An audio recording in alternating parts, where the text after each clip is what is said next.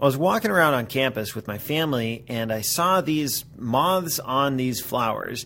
Now, I'm not a huge fan of the flower style photo because they're so easy. I mean, I like them. I think it's great to take your camera and point at some flowers and take a picture. But in some ways, it's almost a cop-out because they're so easy and so pretty to look at these flowers. But hey, if you want to try it, I say do it because you can get some good photos quite easily, and if you can play around with the settings on your camera, you can do some cool stuff with the focusing. So I'm a big fan of taking photos of flowers, but sometimes I think it can be a bit of a cop-out to just take pictures of every flower you come across. I don't know. I'm getting ahead of myself. Regardless, this photo in particular, I wanted to capture these flowers, these purple and yellow flowers, in a way that was maybe a little unique or interesting or different. And then I saw this moth. There was actually a couple of them flittering around and landing on the flowers. And I thought it added a nice kinetic element to the picture, a bit of movement or action, or a sense that there was more than just some flowers hanging out. There's also a nice juxtaposition, to use the overused photographer word.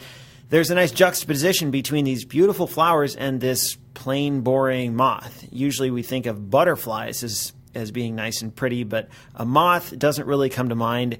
And to me, I don't know anything about insects, but this looks like a moth, not really a butterfly. So it's kind of this nice contrast. I thought it might look cool. If you look closely, there's also a little tiny drop of water on the moth. I didn't plan that, but it's kind of neat. One disadvantage, though, of taking this photo is, or one disadvantage of using a 50mm lens on this type of photo is you have to creep in close and not scare away whatever you're taking a photo of, in this case, this little moth.